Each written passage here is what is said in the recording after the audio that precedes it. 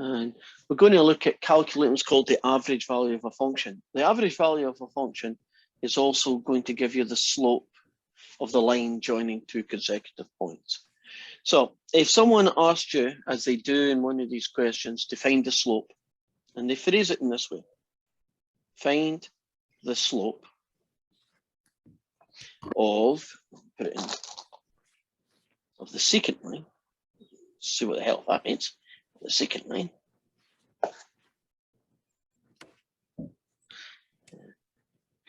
In the corresponding intervals.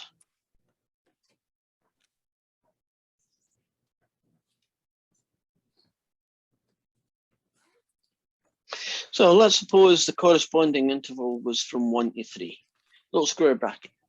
So you might say, well, what is the secant line and how am I going to find the slope of it? Well, if you can just imagine these points being plotted, if you look at this point here, I'll call that P, and this one here, we'll call that one Q. And the secant line is the line that joins this point 1, 3.5 to this point 3, 2.5. That's all it is. So you can imagine at 1, you've got a 3.5, and at 3, you get 2.5. Basically, the secant line joins that point to that point. And we're being asked to find the slope of it. Well, the average value of a function also gets you the slope. So if you want to find the slope of this secant line, you're going to do the value of the function at B, take away the value of the function at A, over B, take away A. And this guy here is like the value of the function. And this is your A and your B. So that guy is going to be my A, and that's going to be my B. And this is going to be my f of A, and this is going to be my f of B. So the value of the function at 3, take away the value of the function at 1. Take away 3, take away 1. And the value of the function at 3 is 2.5. And the value of function at 1 is 3.5. And 3 take away 1 is 2. And that ends up being negative 1 over 2. And so the answer is negative 0.5. So the slope of this secant line joining 1 to 3 is negative 0.5. Now, nowhere in this question are they talking yet about slopes of tangent lines. But all you're being asked to do in these questions are find the average value, in which case you'll use that function. Find the slope of the secant line joining 2 points, in which case you will still use that function. You see, it's the same function with different hats on, right? They're just calling it different things, but essentially you're calculating the same thing, just different ways of phrasing it.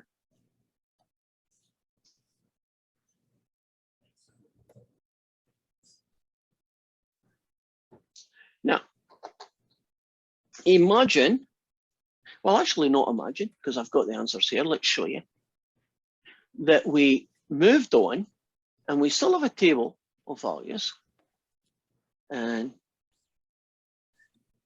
they have a little video going on with it, but here's the key of it.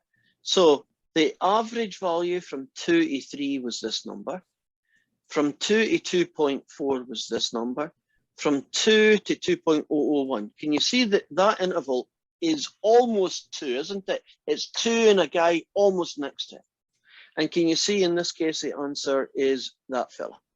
Now, what you've got here is a sequence of average value, average velocity, they're calling it. And do you notice that as you go downwards, there is a kind of convergence going on? Isn't the answer getting darn close to somebody, right? Now, if I was a betting person, would it seem reasonable that it probably be around about 19.6? Does that seem a pretty good ask? And that guy is the slope of the tangent line. The slope of the tangent line is 19.6. Now, it's got other names. In the context of this question, the slope of the tangent line is called the instantaneous velocity. So you see, it's the same answer. So whenever you see these questions and they start throwing words like slope of secant line, average value of the function, instantaneous velocity, average velocity, well, you just think of them as just different labels for basically the same guy, right? Now, the next question, which we are going to do, involves us finding an estimate for the slope of a tangent line. So we're back to the guys that we kind of started. Our goal was always to be. So I'm going to pick my own function. Suppose we have a function 1 over 1 plus x squared. And I am interested in finding the slope of the tangent line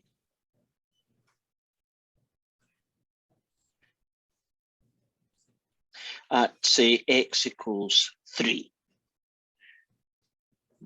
So what you're going to do here, or the way they set it up, is that you're going to have a fixed point P, and it's going to have an x coordinate of 3 and a y coordinate, and I'm doing it straight into decimals at 0.1, right? 1 over 1 plus 3 squared, 1/10, 0.1. That guy is fixed. He is not going to change because he's the guy we're interested in. And then you're going to pick various values of Q close to that guy. And then we are going to look at what the slope joining P and Q is. So my first guy is going to be 3.1. You agree that's pretty close to 3. So if I find the slope of the line joining P to Q, that's going to be a pretty decent estimate of the tangent line. Not a great estimate, but a decent estimate. So I'm going to my calculator right now, and I'm doing 1 divided by, in brackets, 1 plus 3.1 squared, close the brackets, and there's the answer. It ends up being 0.094, and I'm going to do everything, good grief, I'm doing it to 3 decimal places because I'm lazy. So in our question, we're going to be told to use 3.1. Now I'm going to find the slope joining P to Q. Well, guess what? It's that guy. And it's going to be the value of the function at 3.1, take away the value of the function at 3, divided by 3.1, take away 3. And the value of this function is 0.094. Take away 0.1, divided by 0.1. And then I'll go and do that in my calculator. Little bracket around it, 0.094, take away 0.1, close the brackets, divided by another 0.1. And the answer I get is negative 0.06.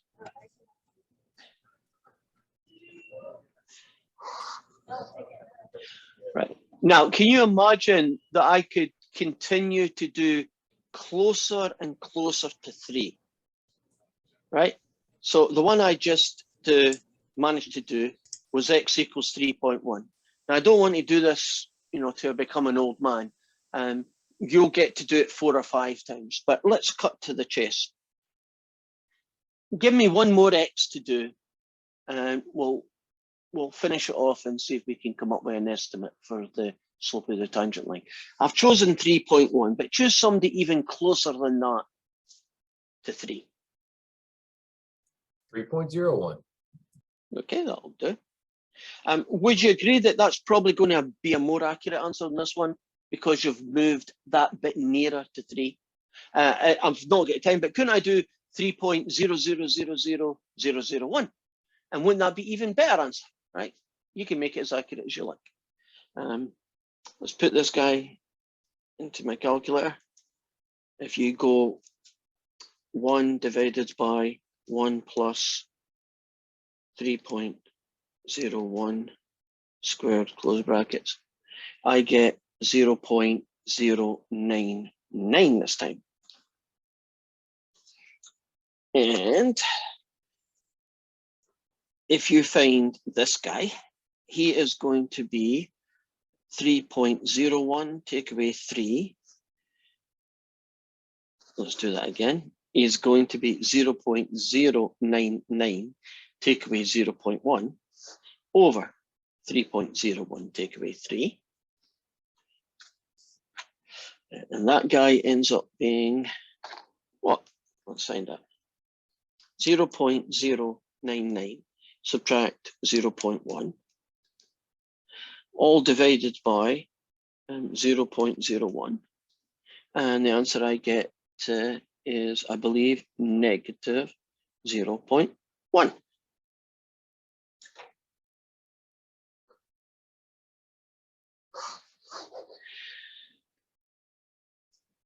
As you see, as you see, as we travel through this sequence of values, as I get closer and closer and closer to 3, don't I get answers that are probably darn close to the right answer? Can we pretend that this was the sequence of values that we ended up getting? Just for argument's sake. Would it seem reasonable that we would assume that the slope of the tangent line is probably round about negative 0.1? Now, if my pattern went something like this, so imagine it was a different pattern.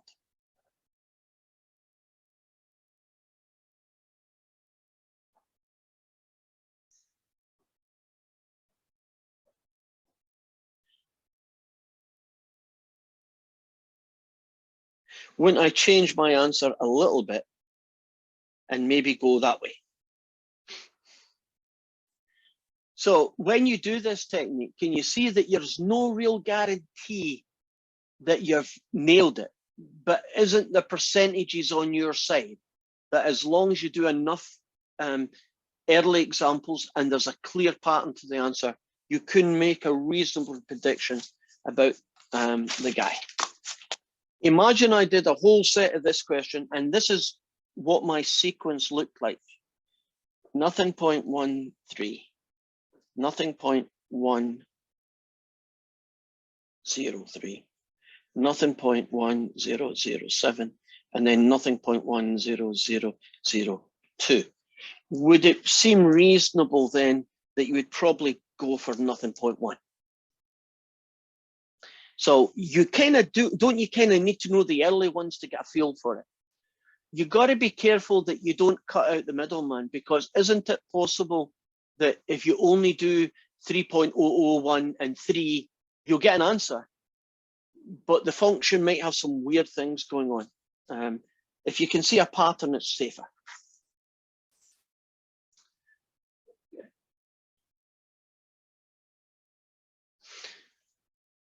This one is a version of question 7. Evidently, the height at which a rock, if you throw it up in Mars, is given by that formula. T is in seconds. And if you are being asked to find the average velocity from 1 to 2, aren't you going to call that guy A and B? And you're going to find f of B take away f of A over B minus A. So it's going to be the value of the function at 2, take away the value of the function at 1, divided by 2, take away 1. Now, there comes a point in time where the questions get really cumbersome, especially if you have to do lots of them. And you don't want to have to calculate this over and over and over again, right? The f of 2 and 2.1 and so on. So to remind you how you do this in the calculator, go y equals, call this guy 18x, take away 1.86x squared. Right, so type whatever this is into y1. Then go second, table setup. Set up at whatever the number is. It looks like this one's going to be at 1. And then just make this guy here, make it ask. That's it. Now I can go to second table. Can't make that go away. Okay, so I want f of 2. There's the answer. I want 2.1. There's the answer. I want 2.0001. There's the answer. Do you see how easy it is to get it? Now, do you notice that the table only shows you 3 decimal places, but maybe you want more accuracy? Do you see if you scroll over it, you can see the answer to as many decimal places as you want? Because some of the homework questions, you have to fill in the table to like 6 decimal places. Do you see? You can now see that that's 28.561005 and you can get it. Wasn't that a lot quicker than having to calculate it every single time? And it'll save you a little bit of work. It still means you've got to do this calculation anyway, but at least that's something, right? Any questions so far?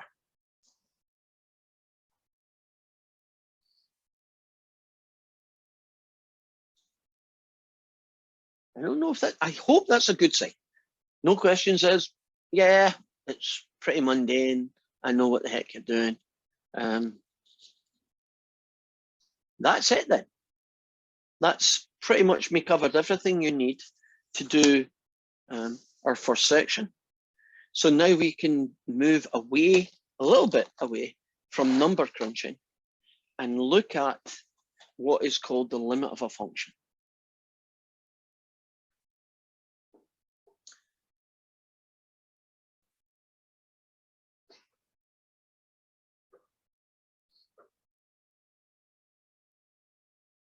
But I want to do quite a lot of notes today. And this is a pretty important topic. And I'm not going to spend a lot of time today looking at what does the homework questions look like. Although I'm trying to get this damn thing to move, and why it isn't, nobody knows. There we go. Professor? Yes. There's a question in the chat asking to see the calculator technique again for the Sure. function. Okay, thank you. Anybody who notices people in the chat, can you do exactly what you did? Because I can't. I've got so many windows, I don't have a chat window open as well. So you type y equals, and you type in whatever the function is. So in this case, it was 18t, take away 1.86 t squared. All I do is make the t's x's. It's just cosmetic. So you type it in. You then go second, table setup. So it's that button there. Blue button, table setup. Start at whatever number you're interested in. You know, the next time it might be 3 and points close to 3. If that was the case, you'd make this 3. This particular question from the homework started at 1 and had other numbers closer and closer to 1. And then the only other thing you need to make sure that you fix is make that guy there and ask. And if you've done that, it's going to be like that all the time. So that's you done the setup. Now you want to get your answers. It's blue button, this guy at the end. And all you do, oops, once I get back into it, is you type in the number you want. Suppose I want 2.5. There's the value of the function. Suppose I want 2.0005. Suppose I wanted that. There's your answer. If you want to see your answer more accurately, because right now that last answer is only 0.565, move your cursor up and along. And once it's highlighted, as it is here, you can read on the bottom all the accuracy you would ever want, right? There's about 8 decimal places there. Okay, I'm hoping that helped. So let's look at the limit of a function. Imagine I have a pretty innocuous function, x squared take away 9 over x take away 3. It's a rational function. You've seen things like that in 141. No biggie. Well, suppose I asked you to find the value of the function at 3.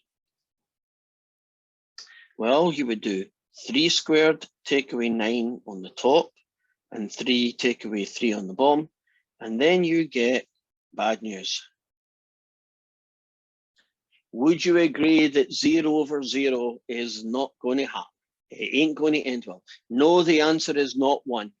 I know 7 over 7 is 1 and 2 billion over 2 billion is 1, but 0 and 0 is undefined, right? Nobody knows what it is. Yet I want to know the answer to that question. And the concept of finding a limit will allow me to find what the value of that function is at 3, or at least as close as it needs to be. Now, let me show you what that would look like. I put a little bracket around it to be safe. If you do an x squared take away 9, and then you divide it by bracket x take away 3, and I'll do a window. I'm interested in 3, so let's just do the window from 2 to 4. Right, that covers 3. And now I'm going to do zoom 0, which is zoom to fit.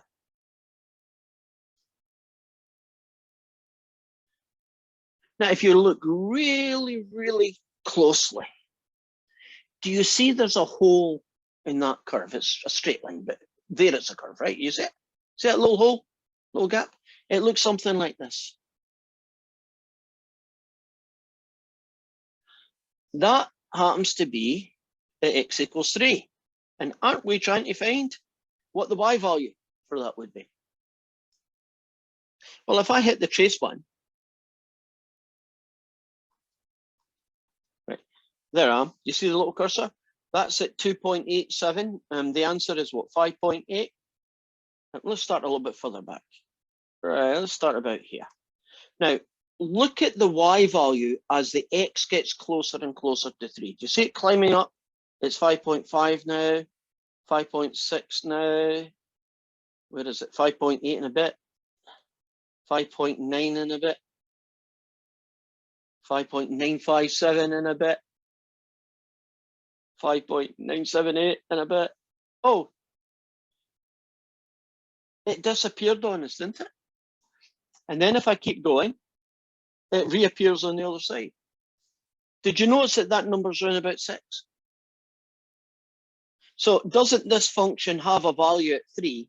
And that value is, it's 6, although you can't see it because there's a hole in the curve because it's undefined there. We know it's 6. That's the idea of what a limit is. It's the value of a function as you get closer and closer to 3, right? What's the function trying to be? Even if though there's a hole when it gets there, what would that hole be if you filled it in, right? What would the height of it be? And that is the idea behind what the limit of a function is.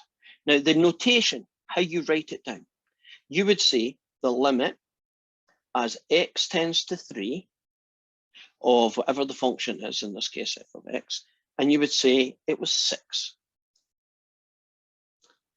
Now, I guess I could get the answer, couldn't I, by just doing it on a calculator the way I did right now and say, yeah, it jumped to either side, but it looks like it was going to be 6. As an estimate, that's good. I agree, but it's not perfect. Wouldn't it be nice if we could have other ways to tackle it? And we are going to look at finding limits, essentially 2 different ways.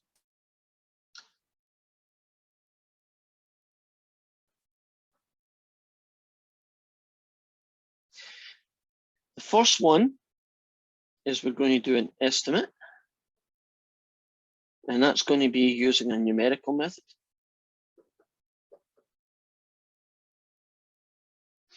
And the second way we're going to do it is we're going to do it using algebra. And the algebra technique is going to involve a number of techniques. One is called brute force. That's an algebra technique we can use. Another is called factor and cancel.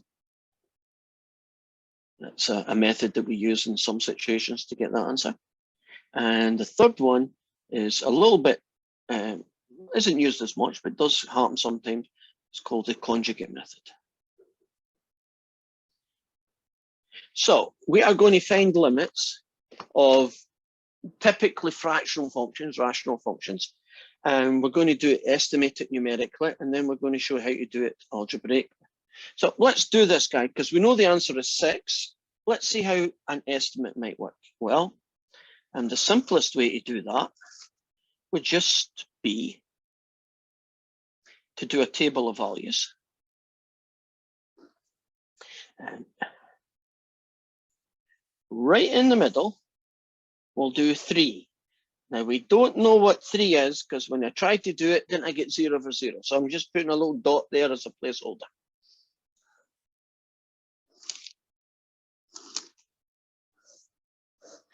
And this table of values is going to give us some clues about what this answer is. So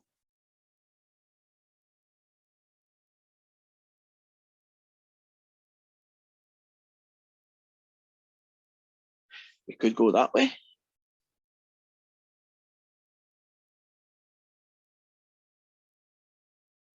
We could go that way. Now, do you notice that I've chosen lots of different x values, but aren't they somewhere between 2 and 4? But aren't they getting, as I move towards the center? Do you see they're getting closer and closer to being 3?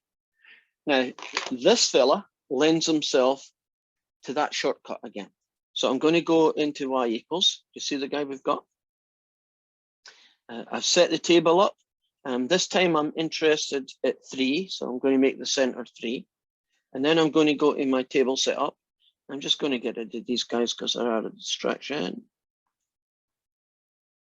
And when it's 2, the value of the function is 5. When it's 2.9, it's what, 5.9. When it's 2.99, the answer is 5.99. If I do 3.01, and the answer is 6.01. If I do 3.1, the answer is 6.1. And if I do 4, the answer is 7. As you get closer and closer to 3, do you see that these guys here, aren't they converging in the middle? If you were a gambling person, would it seem reasonable that 6 would be your estimate? Does that make sense? That if you choose values that are darn close to the guy you're interested in this case 3, 6 seems to be a reasonable choice. In fact, when we did the picture, didn't 6 seem a reasonable choice as well? So everything seemed to be matching. And that's essentially how you do the numerical technique. Pick the guy in the middle, right? The guy you're interested in, and then do some numbers either side, say 3 more. And start far away and then get closer to 3, right? Start far away and get closer to 3. And then when you look at this table, hopefully you will see that there's clearly a limit, right? A value that it's trying to become. So based on what I've just done here, I would assume that the answer is probably 6. One of the drawbacks to a numerical method is, couldn't theoretically the answer be 6.500 zeros and a 2? Right? Wouldn't you not really be able to tell from a table of values? Because isn't there always another number even closer to 3 that you could have tried, and that might be a little bit different? Yeah. So that's its major drawback. So let's show you an algebra technique for that one. For this particular situation, I'm going to use a very common technique, and it's called factor and cancel. If your top guy is a polynomial and your bottom guy is a polynomial, this technique is probably the one you're going to use most likely. I like its name because it kind of tells you what you're going to do. Did you notice that you can factor as a difference of 2 squares the numerator? Did you notice that? The x squared minus 9 can be called x plus 3 over x minus 3. Now, that's the factor part of the name. What do you think the cancel part of the name is telling us to do? Cancel like terms. Right. And aren't you allowed to cancel with a 1-for-1 deal the x minus 3? Does that seem reasonable? So what you're going to do now is find the limit as x tends to 3 of the new simplified answer. And wait a minute, isn't that one just simply 3 plus 3? Do you now see that we have a perfect answer?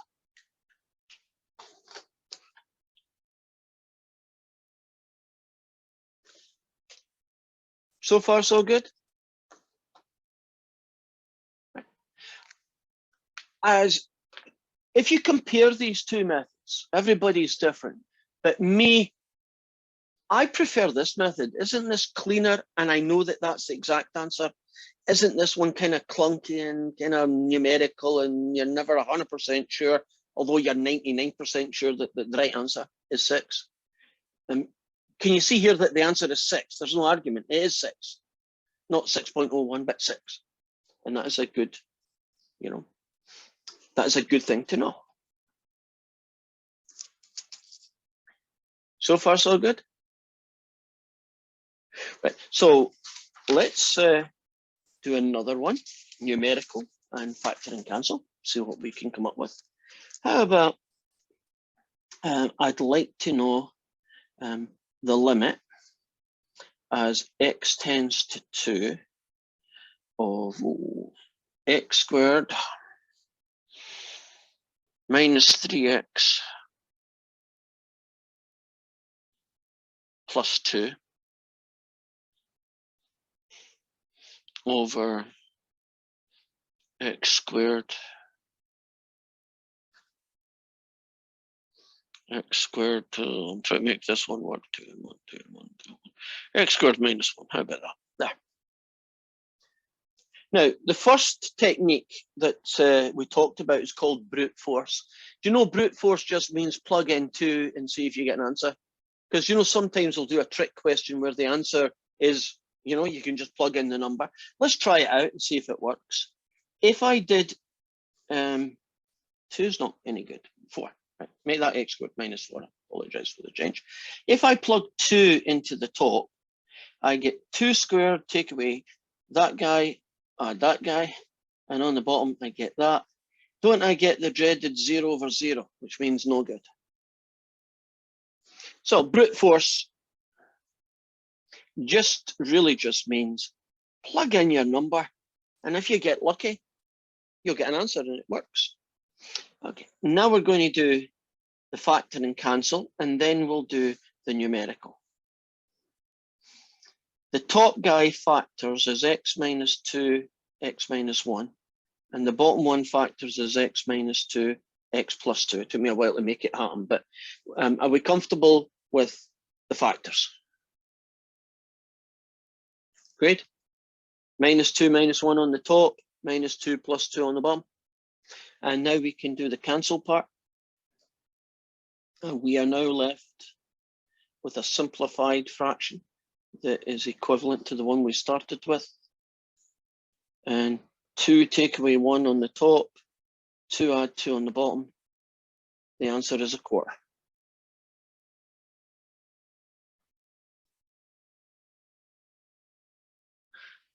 That seem reasonable? We cool? Right, let's do the numerical one then.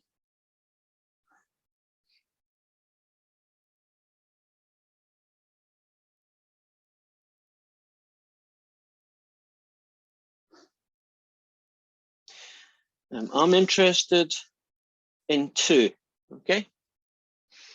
Now, if I go on this side, how about 1.99, maybe 1.9, I don't know, 1.5, something like that. On this side, 2.01, 2.1, and 2.5. In most of the questions that do this technique, you're actually going to be given these numbers, right? You don't need to pick them, they'll tell you what they are. But in my case, I'm kind of creating them from scratch. Now, if things work out right, shouldn't this guy here be that, right? So I'm going to set up this fella. And here goes that guy on top. Clear this out. A bracket, x squared, take away 3x, add a 2, divided by another, in this case, x squared, and take away 4. If I then go to table setup, I'm interested in 2, so I'll make that guy 2, leave the rest alone. And now I can go to my table and I'll get rid of these guys. So I want 1.5, 1.9, 1.99, 2, 2.01, 2.1, and finally 2.5. Now, if you look at my table, I'm not going to write them there because you can see them here. If you look at my table of values, as you approach, would you agree that the numbers either side, what are 0.248 and 0.251?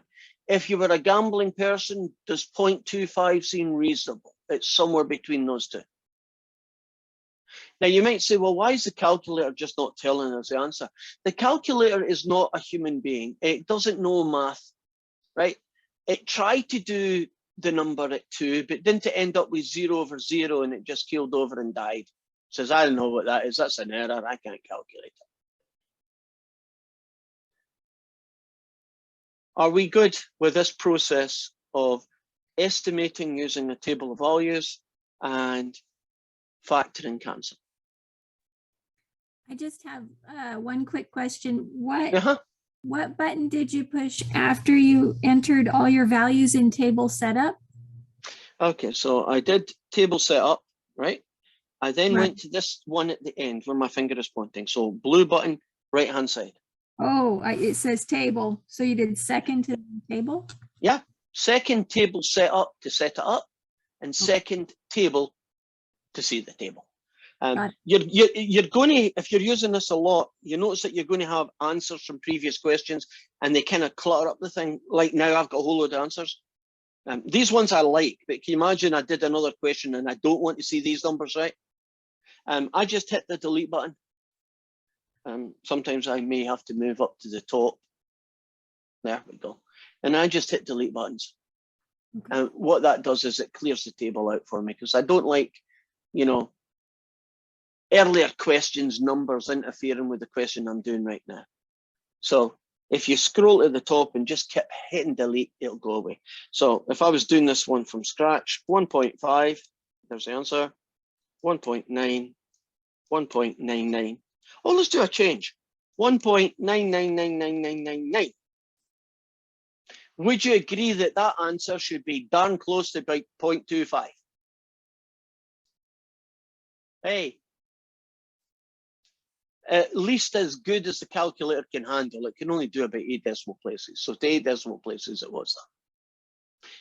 Are we comfortable with the numerical table technique? This technique here? Feel good with that now. Now, the only thing they're going to change is this function will be some other ugly fraction, right? And the number might be 4 the next time, or 2, or 0, or something, right? Put it in the middle and have some numbers either side, getting closer and closer, and then you're good to go. The other technique, isn't it basically just factor things and then cancel the common factor and plug a number in? You should be good. Right. I'm still going to be on limits, but I like to move on to something a little bit different as well. Is that fine to do that? Any other questions? Okay, so let's look at some strange things that can happen.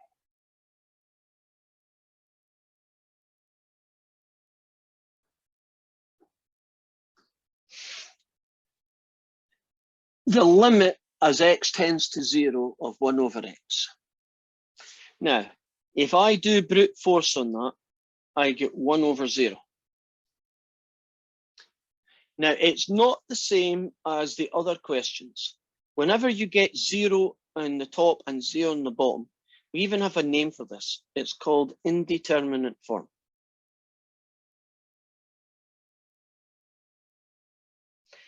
And when you get a 0 over 0, the techniques that we've just done will eventually get you the answer if there is one to find. Have you noticed that this guy is 1 over 0? I can tell you what the answer is. Anybody want to tell me, what do you think, what numerical number would you get if you took 1 and divided it by 0?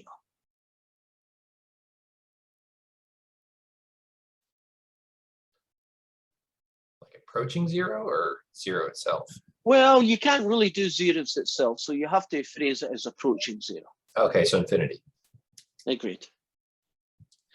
Now, if you're saying, wait a minute, don't you get zero? Well, not really. Isn't 0 over 1 0? But isn't 1 divided by 0 something totally different? Now, I can't prove it to you, but I can try and show you an example of what I'm getting at. Suppose you take 1 and divide it by a number dead close to 0, approaching 0. How about 0.0009? Would you agree that's darn close to 0? Look at how big the answer is. Right, it's already 111,000. Suppose I did 1 and I divide it by 0.1, 2, 3, 4, 5, 6, 7, 8, 9, and a 5. Would you agree that that is even closer to 1 over 0? Well, look at how big the answer is. You see, it's like, well, it's almost American debt now, right? Huge, infinitely large. So how do we describe this answer? I know that the answer is infinite, but what we tend to do is we just say it diverges. So we are looking right now, this is one example of it, what I'm going to call special limits. These are limits where the answer isn't a number that we can find, but something special. So if you ever get a 1 over 0, would it matter if it was 10 over 0? No, wouldn't it still be infinite, in which case we say diverge. So you just say diverges. Would it matter if it was negative 10 over x? I mean, I guess the answer is maybe negative infinity, but if you're approaching 0, can't you be approaching it from a big value of 0 or a small value of 0, right? So you could get plus or minus. So diverges is a catch-all.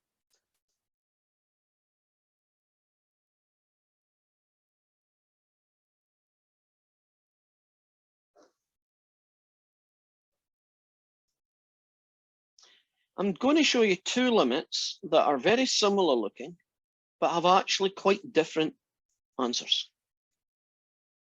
And I'm going to do brute force. That basically means just plug in the number.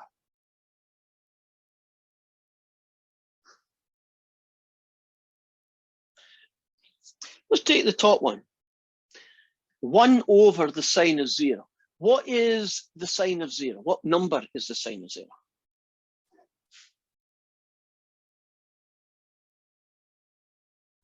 The sine of 0 is what number? 0. Yeah. Haven't you got another one of these guys? Diverges. But what's the cosine of 0? 1. Do you see in one case the answer is a number, and the other it's, infinite, it's diverges. Are we good? So far, so good. Let's try some more special ones. How about this fella?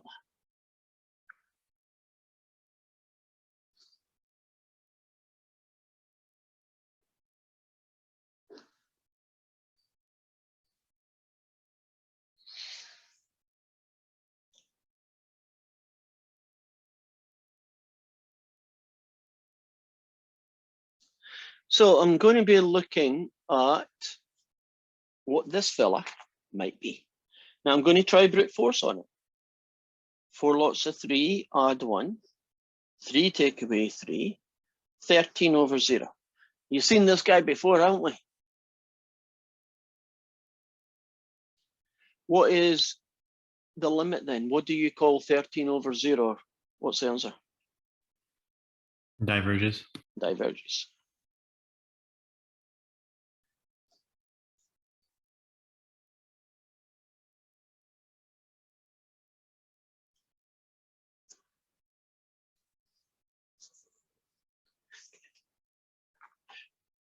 And we're going to look at graphs and limits.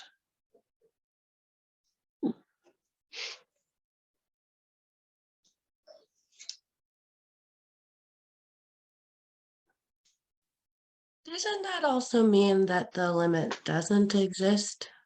Correct. Diverges does not exist. Diverges is a catch-all phrase for it ain't a number. And there's different reasons why there ain't a number, right? Sometimes it's because it's infinite. Sometimes it's because there just isn't any number. It just, like it just jumps around all over the place, right? There's no answer you're going to achieve. Yeah. So diverges is just a catch-all for it ain't a number. And that way, you either get a number or it ain't a number. And so it is the number, or we just say it diverges. Here is a graph of a function. I'm going to have, or at least I'm going to try and put in, I guess I should use green, a vertical asymptote and a different kind of vertical asymptote, right? And we'll have this guy as x equals 2, and we'll have this vertical asymptote here, let's say x equals 5. And we're now going to look at, if you can bear with me for a few seconds, I'll try to see if I've got a picture here I can use.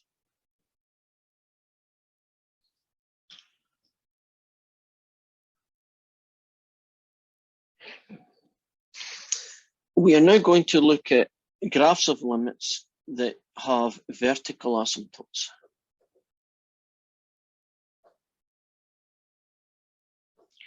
Now, technically speaking, and you are correct to say this, wouldn't you agree that the limit as x tends to 2 of this function, right, as you get closer and closer to 2, doesn't the function zoom off to infinity? And we would say that this diverges. But when we know that there's a vertical asymptote going on, we are, and then sometimes you're expected to, when it's pictures, and only really when it's pictures, you're expected to give a little bit more detail. Yes, it diverges, but what kind of diverging is it doing? Would you agree that as you get closer to 2, the answer is becoming plus infinity? Agreed? Now, the second vertical asymptote is happening at 5. And it also diverges, which is true. Okay.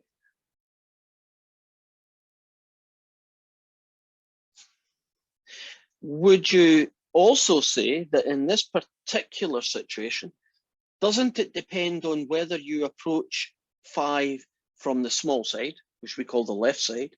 Won't the answer become plus infinity? But if you're approaching it from the right-hand side, isn't it negative infinity, right?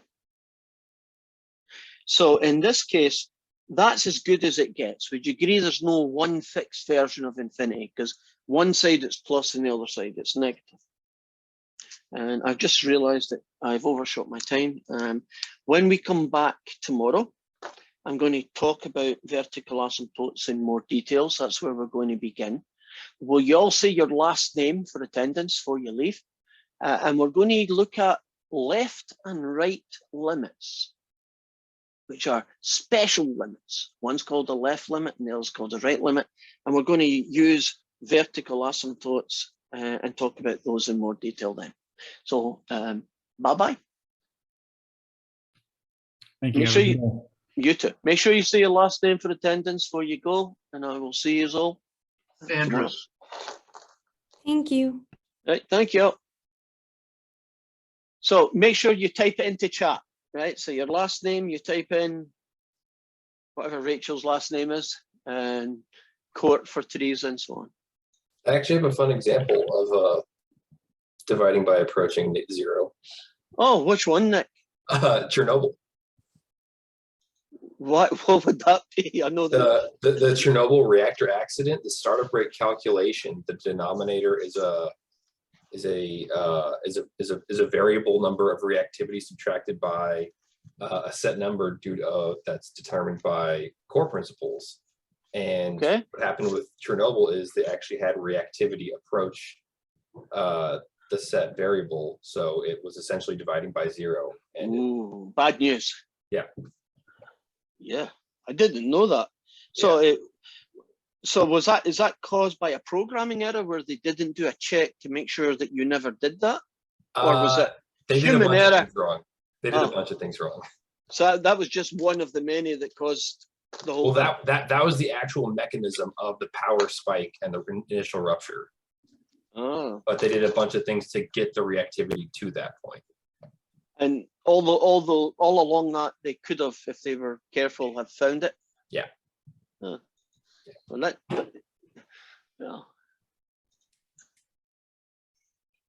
yeah, not much you can say about that. People screw up, I guess. Yeah. Oh, my wife loves math, and I was explaining it to her, and she was just like, "Wait, that's actually dividing by zero?" I'm like, "That's pretty much what they did. They divided by zero." It's my favorite fun fact. Okay, we got a favorite fun fact. Yeah. Couldn't you have one that didn't involve lots of people dying? I mean, it's showing just how dangerous infinity is, right? Oh, you don't want to be anywhere near a function if there's a vertical asymptote, which is essentially what infinities look like. Yeah. Not a good place to be for any system. Oh yeah. Yeah. Okay. I That was trying to remember you. interesting. It was. Right, what you got? I'm going to have Nope, to that leave was you it. then. Okay. I was just curious about the rest of the story. That's good. Yeah. What you got for me? One more person. I've got one issue, is that my canvas is still not showing the class yet. Have you? And I emailed. You emailed me. Yeah. It will eventually turn up, but I'm assuming that because this is first week, they're inundated by people having to have that done. So you'll get done. It's just a matter of, when they get into your next. Miss anything. I mean, I've got my web assigned. Right, you're not missing, so you're done. You're coming to class. I mean, the only thing right now that you're kind of not being able to see is the Canvas videos, and it's not great, but that's not going to kill you right now. You'll get it in a few days. Good. I just want to make sure on that. You'll be good. Okay. Thank you. Okay. Bye bye for now.